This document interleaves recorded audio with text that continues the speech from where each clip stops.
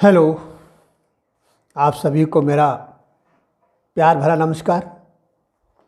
बिहारी सत्सी के दोहों की व्याख्या लेकर के आपके सम्मुख प्रस्तुत हूँ। आज जो दोहे ले रहा हूँ वो श्री जगन्नाथ दास रत्नाकर द्वारा संपादित बिहारी रत्नाकर से 139 से आगे के दोहे मैं ले रहा हूँ। एक एक दोहे को ज़रा गहराई से समझने का प्रयास करें। देखिए क्या कहते हैं कवि। डगकू डगती सी चली ठठकू चितई चली निहारी, लिए जाती चितु चोरटी वहे गौरटी नारी। डगकू डगती सी चली ठठकू चितई चली निहारी, लिए जाती चितु चोरटी वह गौरटी नारी। बहुत सुंदर दोहा। डग को का अर्थ है एक आध डग यानी पग, एक एक पग को डग बोला गया है। प्रसंग अवतरण यही है कि नायक सखी से नायिका के हाव भाव का वर्णन करता हुआ अपना प्रेम प्रकट करता है और कहता है, दो एक डग डगाती सी सात्विकता के कारण उलझती हुई सी चाल चलकर और फिर ठिठक कर इधर उधर देख कर कि उसे कोई देख तो नहीं रहा है, और फिर मुझे देखकर चली। वह चोरटी यानी चित्त को चुराने वाली गौरवर्ण की सुंदर नायिका मेरे चित्त को लेकर के चली जा रही है। सरल शब्दों में आप समझें, नायक के मन में नायिका को देखकर अनुराग का भाव व्यक्त हुआ है। या नायिका बहुत सुंदर है, उसकी मनोहारी चित्ताकर्षक आकृति यानी उसका वर्ण और उसके तिरछे नेत्र और वो हिरणी जैसी चाल देख कर के नायक मुग्ध हो गया है। और इसी मुग्धता का चित्रण नायक ने स्वगत कथन में किया है कि डगकू डगती सी चली, वह डगमगाती सी हुई, धीरे धीरे कमर हिलाती हुई, ठिठकती हुई, पीछे मुड़ती हुई सी मुझे देखती हुई आगे चली गई। वो ठिठक इसलिए रही थी कि कहीं कोई दूसरा इंसान तो उसे देख तो नहीं रहा है, कहीं उसका भेद प्रकट न हो जाए, क्योंकि अगर भेद प्रकट होगा तो पूरे समाज के बीच में लज्जित होना पड़ सकता है। इसलिए संकोच करती हुई, इधर उधर देखती हुई सी और पीछे नायक की तरफ मुस्कुराती हुई, पीछे नेत्रों का वार करती हुई, धीरे धीरे डग बढ़ाती हुई वो नायिका आगे चली गई, जिसे देख करके नायक के मन में प्रेम का भाव पैदा हो गया। और नायक कहता है, लिए जाती चितु चोरटी। वो नायिका का जो ये व्यवहार, उसका सौंदर्य, उसके शरीर की गुड़ाई और इस तरह से डगमगाते हुए संकोच के साथ में और बड़े ही गहरे प्रेम के साथ में उसने जब मुझे देखा तो उसने मेरे चित्त को चुरा लिया। वो नायिका चोरटी है जो मेरे चित्त को भी चुरा करके अपने साथ ले गई। वो बहुत सुंदर नायिका है, बहुत सुंदर युवती है जिसने मेरे मन को चुराया है। वो चोरटी है, बहुत ही सहज तरीके से मुस्कुराते हुए, डगमगाते कदम बढ़ाते हुए से और सहज रूप में उसने मेरे मन को चुरा लिया है। कहने का भाव यह है कि उसकी इस तरह की अदाओं को देख करके नायक के मन में उसके प्रति प्रेम का अंकुर पैदा हो गया है। अगला दोहा देखते हैं। अगला दोहा। करी बिरह ऐसी तऊ गेल छाड़ तो नीचू, दीने हु चमसा चखनू चाहे लहे न मीचू। करी बिरह ऐसी तऊ गेलन छाड़त नीचू, दीने हु चमसा चखनू चाहे लहे न मीचू। मीचू का अर्थ मौत से है।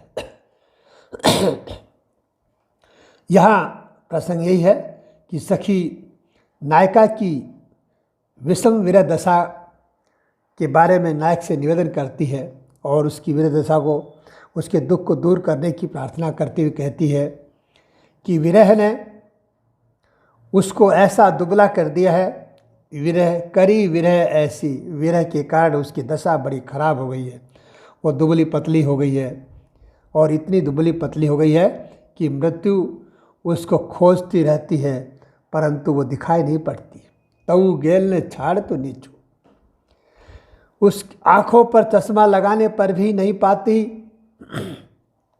फिर भी तऊ यानी तथापि फिर भी वह नीच यानी विरह उसकी गेल नहीं छोड़ता है। विरह को यहाँ नीच कहा है।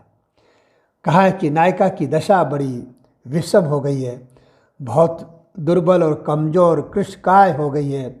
अब तो ऐसी स्थिति हो गई है कि मौत भी उसको ढूंढती फिरती है, परंतु मौत उसको खोज नहीं पाती है। अगर कोई उस आँखों पर चश्मा लगा कर के भी उसको देखे तो भी जो नीच विरह है वो ऐसा पीछे पड़ गया उसके कि ऐसी विषम दशा में भी विरह ने उसका पीछा नहीं छोड़ा है कि चश्मा लगाने पर भी वो दिखाई नहीं देती है। मौत उसको ढूंढती फिरती है, फिर भी उसको दिखाई नहीं पड़ती है।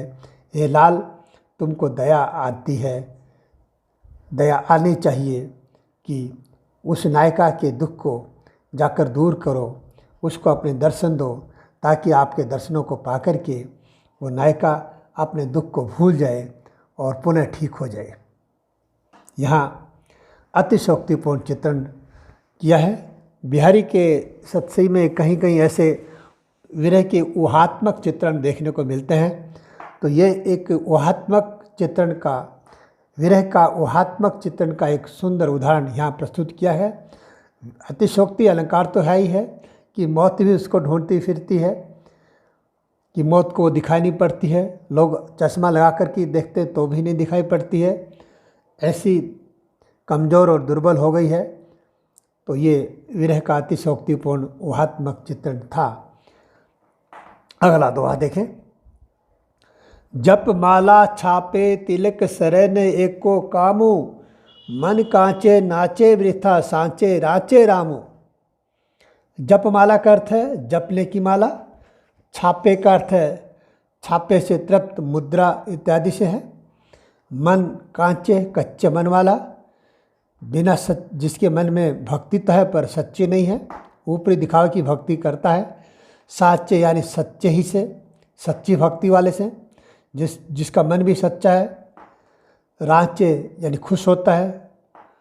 तो यहाँ जो नकली भक्त संसार में आजकल देखने को मिलते हैं, जो भगवे कपड़े धारण कर लेते हैं और माथे पर तिलक लगाते हैं अलग अलग प्रकार के, और माला पहन लेते हैं और राम राम जपते फिरते हैं, परंतु उनके मन में अनेक प्रकार की सांसारिक गंदगी भरी रहती है।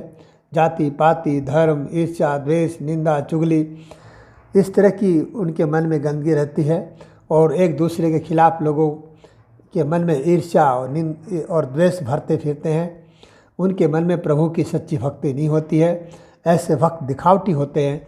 ऐसे दिखावटी भक्तों के बारे में बिहारी ने यहाँ कहा है। भक्ति का दोहा है, क्या कहते हैं, यानी नीति का दोहा है। ऐसे भक्ति पाखंडी भक्तों से इंसान को दूर रहना चाहिए। जप माला, जपने की माला और मुद्रा और तिलक, मुद्रा आदि तिलक लगा करके जो भक्त बना फिरता है उससे कुछ भी नहीं हो सकता है, यानी वो हमें प्रभु से मिलाप नहीं करा सकता है। शरण एको काम का मतलब कि भक्त प्रभु से मिलाप कराने के लिए होता है, प्रभु का प्रेम पैदा करने के लिए होता है। परंतु जो दिखावटी भक्त होता है, नकली संत होता है, उससे हमारा काम नहीं सरेगा, यानी प्रभु की भक्ति उससे नहीं सीख सकेंगे, क्योंकि वो खुद ही नकली है, खुद ही दिखावा करने वाला है, ऊपरी दिखावा करता है। कच्चे मन वाला व्यक्ति कभी कुछ नहीं कर पाता, वो माया के सामने नाचता फिरता है, यानी माया कच्चे मन वालों को अपने इशारों पर नचाती है। इसलिए कहा कि मन कांचे नाचे। जिस भक्त का मन कच्चा है, अंदर से कुछ और बाहर से कुछ और, ऐसे इंसान को माया अपने इशारों पर नचाती है, वो हमारे काम का नहीं है। काम का कौन सा भक्त है? सांचे राचे रामू, जिसका मन भी सच्चा है, जो इंसान मात्र से प्रेम करता है, जो सबके अंदर, सब इंसानों में बिना भेदभाव के परमात्मा को देखता है, सबका सम्मान करता है और सबके अंदर एक ही ईश्वर को देखता है, ऐसा संत, ऐसा भक्त ही सच्चा भक्त होता है। वही हमारे काम का होता है, वही हमें प्रेम और भक्ति का मार्ग सिखा सकता है। उसी से ही राम प्रसन्न हो सकते हैं। इसलिए नकली और दिखावटी भक्तों से हमें दूर रहना चाहिए। और अगला दोहा देखें। जा वाके तन की दशा देखो चाहत आपू, तो बलि नेक बिलो किए चली अचको चुपचाप। नायिका की जो सखी है वो नायक के पास में जाकर के नायिका की विरह दशा का चित्रण करती है और कहती है कि नायिका की जो दशा है वो बहुत ख़राब है और ऐसी स्थिति में उसका बच पाना बड़ा मुश्किल है। तुम कहते हो कि उसकी दशा का वर्णन करूं, पर हे लाल, मैं उसकी दशा का वर्णन अपने शब्दों से नहीं कर सकती हूं, क्योंकि जो पीड़ा भोगता है उसकी पीड़ा वही ठीक से जान सकता है, दूसरा उसकी पीड़ा का वर्णन नहीं कर सकता है। मेरे पास उसकी पीड़ा का वर्णन करने के लिए शब्द भी नहीं है, इसलिए जो भी वर्णन मैं करूंगी वो झूठा होगा। इसलिए अगर आप वास्तव में उसकी दशा को जानना चाहते हैं तो हे प्रिय, हे लाल, आप स्वयं जा कर के देख लें, जिससे क्या है कि उसकी दशा का पता चल जाए, और जाएं तो वो भी चुपचाप जाएं, बिना बताए जाएं।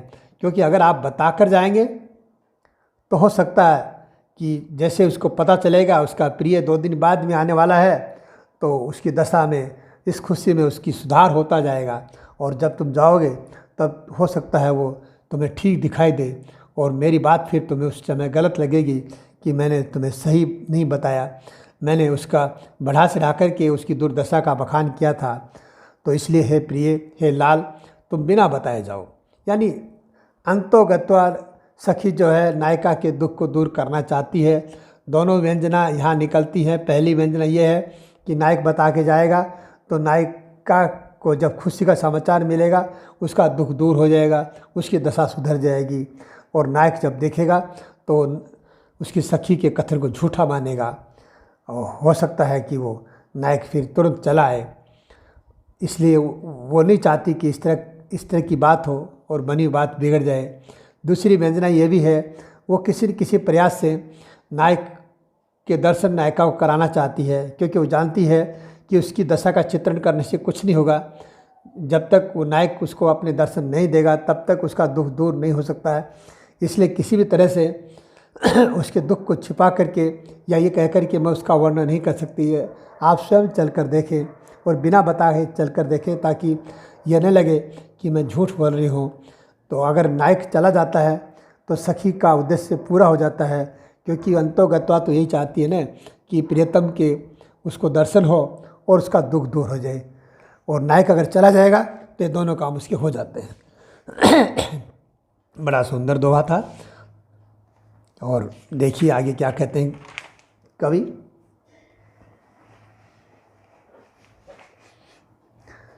जटित नीलमणि जगमगाती, सींक सुहाई नाक, मनो अली चंपक कली, बसी रसु लेतु निशांक। नक्शिक सौंदर्य चित्रण रीतिकाल की महत्वपूर्ण विशेषता है, और रीतिबद्ध कवियों ने तो यह सब वर्णन किया भी है। और परंतु बिहारी सत्सई में भी नक्शिक वर्णन यत्र तत्र आया है, इसलिए बिहारी को रीतिसिद्ध कवि कहा गया है। यहाँ इस दोहे में नायिका ने नाक में पतली सींक जैसा सुंदर आभूषण पहन रखा है, जिसके कारण उसकी नासिका बहुत सुंदर और आकर्षक बन गई है। इसी सौंदर्य का चित्रण कवि यहाँ कर रहे हैं। देखिए क्या, सींक का अर्थ है एक पतला सींक जैसा सोने का आभूषण जिस पर रत्न जड़ा हुआ है, जिसके कारण नाक की शोभा अपार बढ़ गई है। देखिए क्या कहते हैं कवि। नायक ने नायिका की शोभा देखी तो स्वयं ही इस बात को अब कहता है, आह उसकी सुहाई, यानी उसका सौंदर्य जो कि मन को आकर्षित कर लेता है, और उसके नाक में नीलम से जड़ी हुई सींग, यानी नाक में नीलम से जड़ा हुआ जो पतला सा आभूषण पहन रखा है वो जगमगा रहा है, जिसके कारण नायिका का सौंदर्य तो बहुत अधिक आकर्षक हो गया है। अब तो मेरा मन उसके नाक से हट ही नहीं रहा है। उसे देखकर तो ऐसा प्रतीत होता है मानो भंवरा जो है चंपे की कली पर निसंकोच बैठ गया है और उस कली का रस ले रहा है। मतलब भ्रमर के बारे में ऐसा कहा जाता है कि वह चंपे की कली पर नहीं बैठता है, परंतु यहाँ तो स्थिति यह है कि नायिका के नाक का सौंदर्य इतना अधिक आकर्षक हो गया है कि जब चंपा की कली बहुत अधिक आकर्षक और रसीली हो जाती है तो भंवरा अपना सहज स्वभाव भी भूल जाता है और वो भंवर चंपे की कली का रस लेना शुरू कर देता है।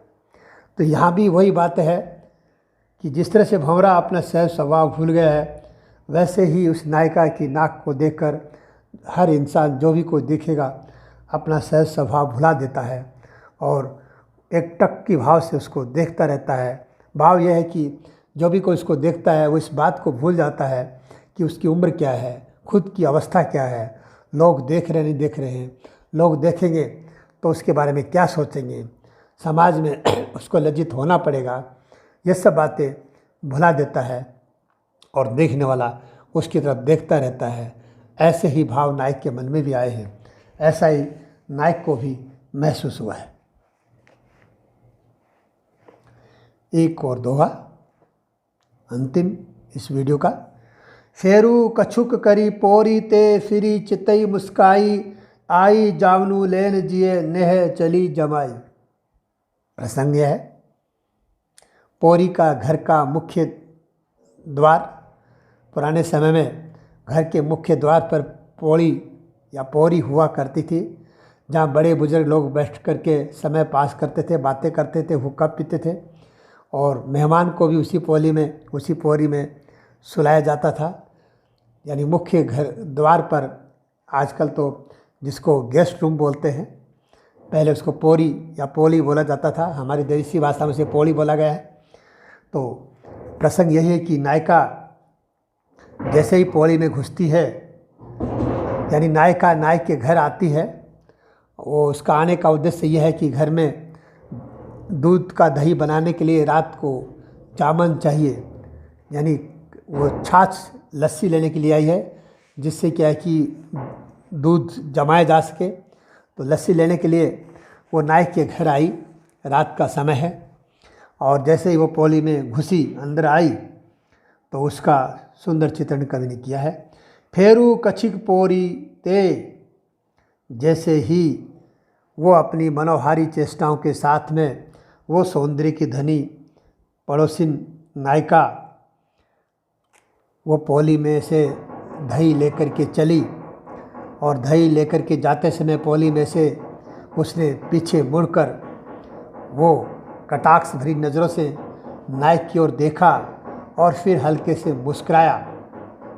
तो उसे देख कर के नायक आहत हो गया, वो उसकी तरफ पूरी तरह से आकर्षित हो गया और उसने कहा कि अरे, वो आई तो थी जामन लेने के लिए, यानी दही जमाने का जामन लेने के लिए आई थी, परंतु जाते जाते उसने मेरे दिल में अपने प्रेम का दही जमा दिया है। बहुत सुंदर चित्रण कवि का किया है। और इसी के साथ में अपनी वाणी को यहाँ आज विराम देता हूँ और शेष आगे के दोहों की व्याख्या अगले वीडियो में लेकर के प्रस्तुत होगा। और इसके साथ आप सबको बहुत बहुत धन्यवाद।